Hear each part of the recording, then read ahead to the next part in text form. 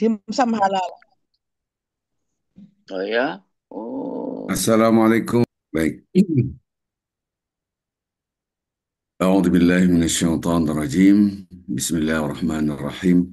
Assalamualaikum warahmatullahi wabarakatuh. Waalaikumsalam Waalaikumsalam warahmatullahi wabarakatuh. warahmatullahi wabarakatuh.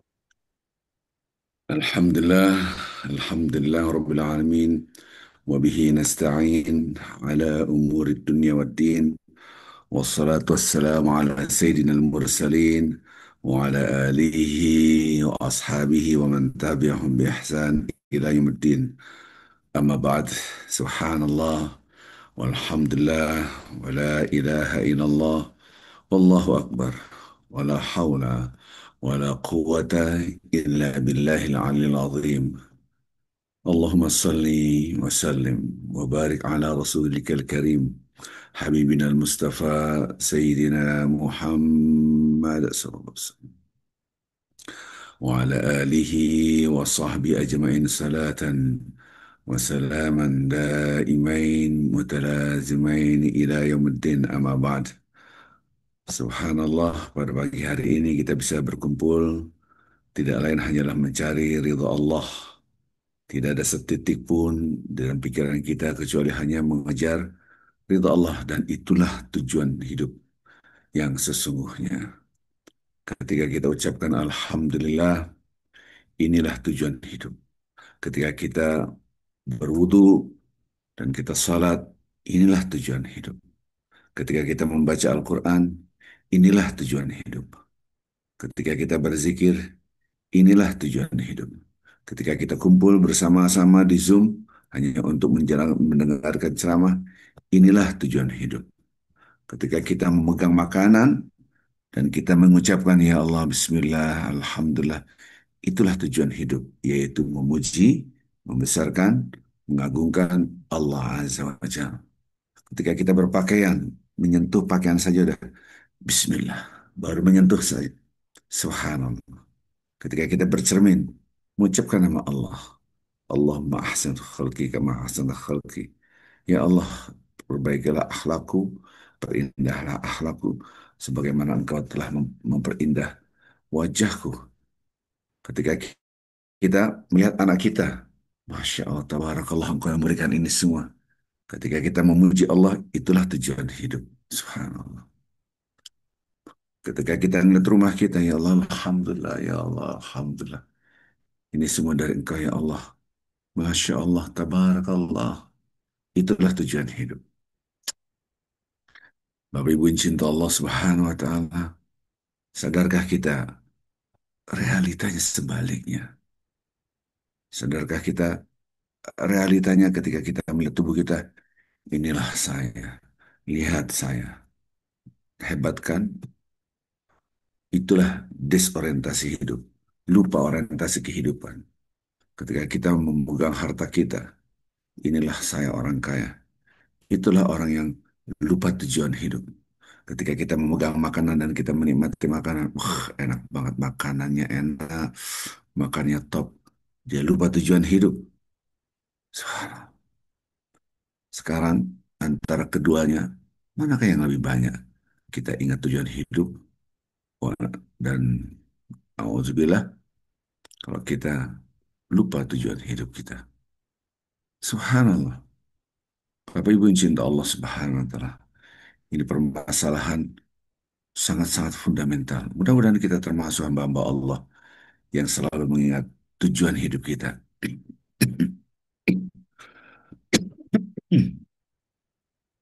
Salam dan selawat selalu kita junjungan pada Nabi Muhammad Sallallahu Alaihi Wasallam. Sama, ketika kita memberikan salam salawat kepada Nabi Muhammad Sallallahu Alaihi Wasallam, itulah pedoman tujuan hidup kita, itu mengagungkan Allah dengan cara mengikuti ittiba kepada Nabi Muhammad Sallallahu Alaihi Wasallam. Ittiba, ittiba, mengikuti. Ketika kita bersalam salat kepada Rasulullah SAW, merefresh uh, cinta kita yang sesungguhnya Jangan sampai salah. Cinta yang paling kita cintai adalah Allah dan Rasulnya. Ketika kita mencintai tubuh kita, harta kita, ingat, tubuh kita, harta kita, apapun tidak ada manfaatnya sama sekali apabila tidak di jalan Allah Azza wa Jalla. Sampai pun kita mencintai anak kita, mencintai pasangan hidup kita, apabila keluar dari aturan Allah Azza wa Jalla, keluar dari aturan Rasulullah SAW,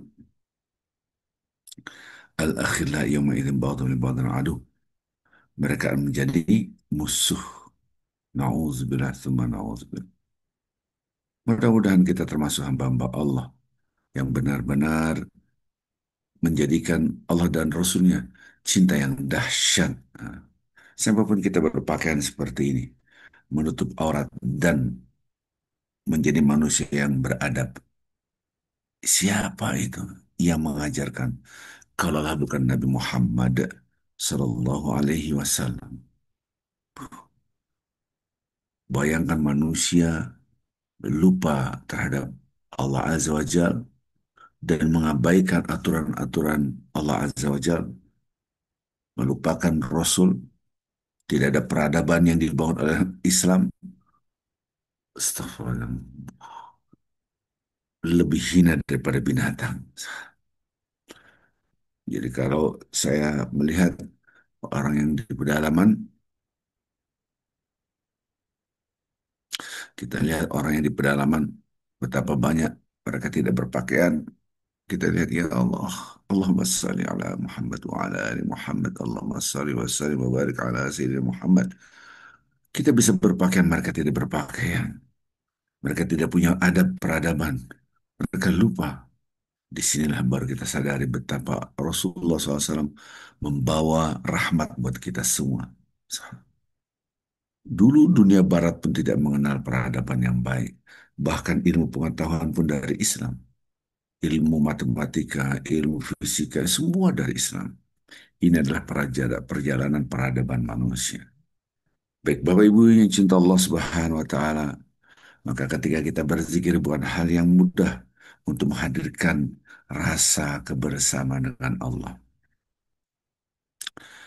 Kalaulah kemarin kita sudah membahas betapa banyak orang yang latah, mudah mengucapkannya bahwa kita punya masalah besar, padahal masalah besar kita bukan masalah dunia.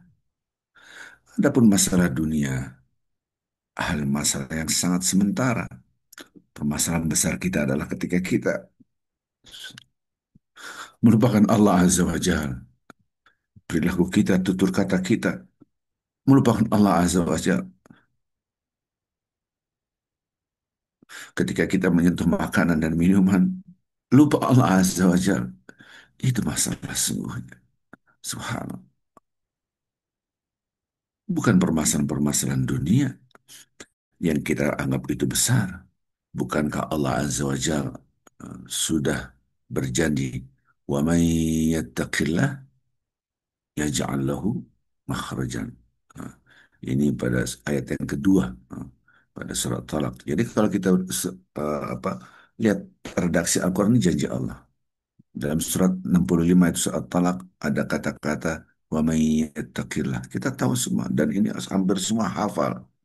Bakal menjadikan disebut dengan ayat 1.000 dinar. Kenapa jadi 1.000 dinar? Hah? Subhanallah. Ini masalah bukan masalah harta, tapi redaksi Al-Quran. Barang siapa yang bertakwa pada Allah, maka dia dikasih jalan keluar. Wa yarzuquhu min haitsu la yahtasib. Wa yarzuquhu min haitsu la yahtasib. Wa yarzuq itu adalah buah daripada tadi. Ya ja'al tadi. Ayat yang berbeda. Ayat akhir daripada ayat yang kedua dan ayat awal daripada ayat yang ketiga. Itu adalah satu kesatuan. Wa man yattaqillah, bertakwa pada Allah, barang siapa yang bertakwa pada Allah, maka Allah memberikan jalan keluar dan memberikan rezeki di luar perhitungan. Kira-kira gitu. Nah, ini redaksi Al-Quran, janji Allah. Jadi mana problematika kita yang susah? Mana? Jadi problematika yang susah adalah tidak bertakwa itu.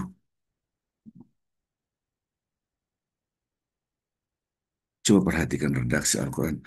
Wa man yattaqillah yaj'al lahu makhrajan. Barang saya bertakwa pada Allah, maka dikasih jalan keluar. Satu. Lanjut yang kedua, wa yarzuqhu min haitsu la wa yarzuqhu, dan Allah akan ngasih rezeki kepadanya min haitsu la yahtasib, di luar perhitungan. Dua. Jadi kalau kita punya masalah tidak selesai-selesai, sesungguhnya masalah besar kita adalah hilangnya takwa itu sendiri. Allahu Akbar. Sampai pun seakan-akan takwa, padahal tidak takwa pun bisa terjadi. Kalau saya ceramah hanya untuk mencari uang dan mencari popularitas, seakan-akan bertakwa padahal tidak bertakwa. Kalau saya menjadi imam, membaca ayat suci Al-Quran dengan suara yang bagus, seakan-akan ada takwa, padahal hati saya inilah saya.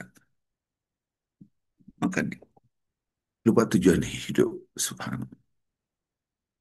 Apa bedanya dengan orang mempunyai harta, inilah harta saya. Apa bedanya dengan orang punya jabatan, inilah jabatan saya. Apa bedanya dengan orang punya kecantikan, inilah saya, rupawan, cantiknya luar biasa. Apa bedanya dengan orang yang badannya bagus, terak, inilah badan saya. Astagfirullahaladzim. Yang mana ujungnya adalah tidak membesarkan Allah. Yang mana ujungnya adalah membesarkan selain Allah. Walaupun secara formalistik seakan-akan dia adalah ibadah. Maka di sini problematika yang sesungguhnya adalah hilangnya ketakwaan kepada Allah. Subhanallah. Itu janji Allah pasti benar. Lanjutkan. Barang siapa yang bertakwa pada Allah, maka Allah akan mengasih jalan keluar. Dan Allah ngasih, memberikan, menimpahkan rezeki yang di luar perhitungan.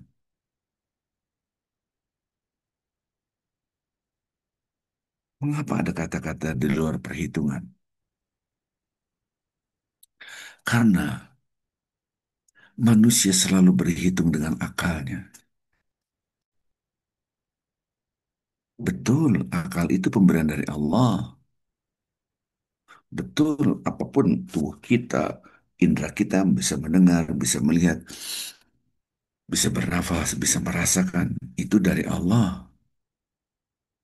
Yang aneh adalah ini semua menjadi Tuhan-Tuhan kecil. Melupakan Tuhan yang sesungguhnya. Ketika orang itu menyetir mobil, betul dia pandai menyetir mobil dan mobilnya bagus, dia bisa menyetir. Tapi ketika dia menyetir mengandalkan skill dia bisa menyetir, mengandalkan kepandaian dia bisa menyetir, dan mengandalkan mobil yang bagus, maka menjadi Tuhan kecil. Skillnya, ilmunya, kepandaiannya, mobilnya menjadi Tuhan-Tuhan kecil. Harusnya ketika dia menyetir mobil, Bismillah, tawakkaltu ala Allah, la hawla wa la quwata illa billah. Karena walaupun dia pandai menyetir, kepandaiannya pun dari Allah. Walaupun dia punya mobil, itu sesungguhnya milik Allah. Mana yang kita punya? Mata kita bisa melihat sehingga bisa menyetir, itu pun dari Allah. Telinga kita bisa mendengar, itu pun dari Allah. Maka jangan membesarkan pemberian Allah, tapi besarkanlah yang memberi ini semua. Tidak disorientasi hidup. Maka dengan menyetir mobil, dengan mobil Anda menjadikan mobil dan skill Anda menjadi Tuhan-Tuhan baru. Ini yang sering terjadi.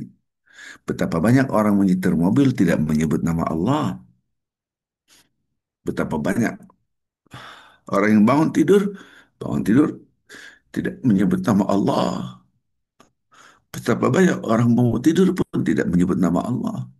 Betapa banyak orang megang makanan tidak menyebut nama Allah.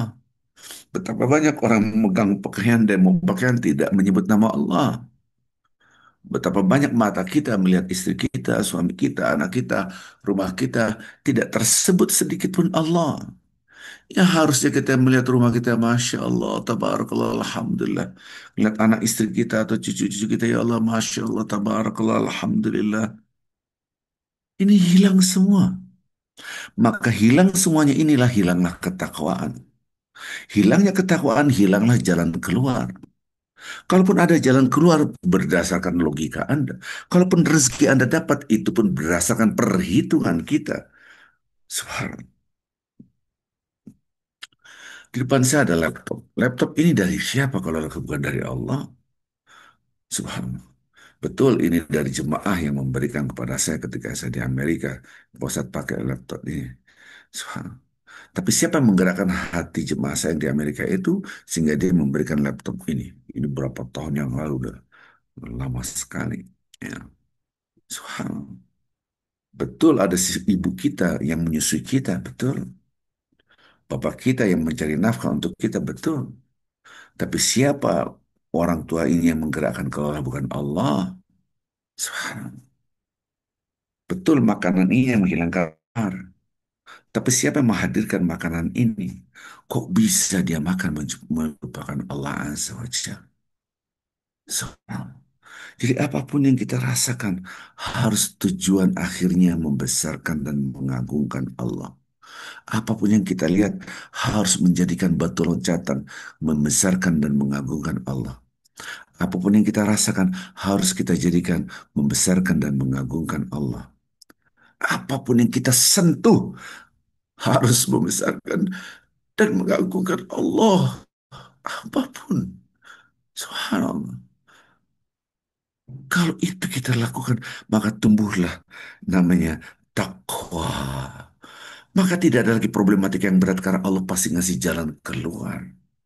Maka kita tidak takut akan rezeki karena rezeki akan diberikan oleh Allah di luar perhitungan. Lanjutkan ayatnya. Wa may yatawakkal 'ala Allah, barang siapa pasrah bertawakal kepada Allah, fahuwa hasbuh. Sesungguhnya Allah yang memenuhi semua kebutuhannya. Subhanallah. Allah akan mengcover. Apa iya janji Allah ini bohong? Kita kadang-kala janji manusia kita lebih hormati daripada janji Allah. Padahal janji manusia bisa bohong walaupun dia presiden, walaupun dia seorang raja, walaupun dia seorang menteri. Justru para penguasa banyak bohong. Subhanallah. Innallaha balighu amri. Subhanallah. Qad ja'alallahu likulli syai'in qadara. Allahumma. Apa iya Anda yakin bahwa Allah yang akan menuntaskan urusan kita semua? Balighu amri. Dan apa yakin sesungguhnya Allah membuat ketentuan semua segala sesuatu? Apa yakin? Ini redaksi Al-Quran. Innallaha balighu amri. Akan menyelesaikan semua urusannya dengan kekuasaan Allah. Yakin nggak ada janji Allah? Kita ini megang kitab suci Al-Quran. Megang Al-Quran. Kita baca Al-Quran. Apakah kita yakin ini adalah firman Allah? Kalau Anda yakin, kenapa masih latah? Saya punya problematika yang banyak yang berat. Kenapa masih latah? Kok hidup saya jadi susah terus? Kenapa masih latah? Kok hidup kok begini-gini terus nggak ada? Subhanallah. Problematika kita adalah di pusatnya adalah ketakwaan kita. Problematika kita ketika kita menyentuh segala sesuatu, hati dan pikiran kita melupakan yang mencipta itu. Problematika kita ketika kita ngeliat rumah kita, ini adalah rumah saya. Bukan ada lagi peranan Allah di situ. Problematika kita adalah ketika kita memegang tangan kita bisa merasa kenikmatan tubuh kita bisa melihat, kita bisa mendengar, tapi tidak dikaitkan kepada Allah Azza wa Jalla. Itulah problematika yang sesungguhnya. Maka manusia hanya dibagi dua, imma syakiran wa imma kafur. Subhanallah. Ada yang bersyukur, ada yang kufur. Bapak Ibu yang cinta Allah Subhanahu wa Ta'ala. Mari sama-sama. Yuk kita sama-sama. Latihlah, latih. Latihlah sekarang, latihlah di tangan kita. Coba sentuhlah apa yang Anda sentuh. Depan saya ada makanan. Bismillah ya Masya Allah. Katakan itu. Alhamdulillah. Sentuhlah istri Anda, suami Anda. Sentuhlah. Masya Allah, tabarakallah, Alhamdulillah. Sentuhlah anak cucu kita, sentuh dengan tangan. Masya Allah, Subhanallah, Alhamdulillah, wa la ilaha illallah akbar. Alhamdulillah ala jamin ni'am. Ya Allah, aku bersyukur atas segala semua nikmat. Itu baru menyentuh bagaimana kita memeluk Allah Akbar, Masya Allah, tabarakallah. Bagaimana kita bisa memeluk anak cucu kita. Masya Allah, Alhamdulillah, ya Allah, Alhamdulillah. Terus berzikir. Berzikir sambil memeluk cucu kita. Berzikir sambil memeluk anak kita. Berzikir ketika kita ngeliat rumah kita. Kita berzikir, Masya Allah, Alhamdulillah. Ya Allah, rumah saya, Alhamdulillah. Ya Allah, saya bisa tinggal di sini. Ya Allah, Alhamdulillah. Mari kita latih. Menghadirkan Allah setiap tarikan nafas kita. Alhamdulillah ya Allah. Kita bisa berkedip. Ya Allah, Alhamdulillah ya Allah. Ini apabila kita kerjakan. Masya Allah.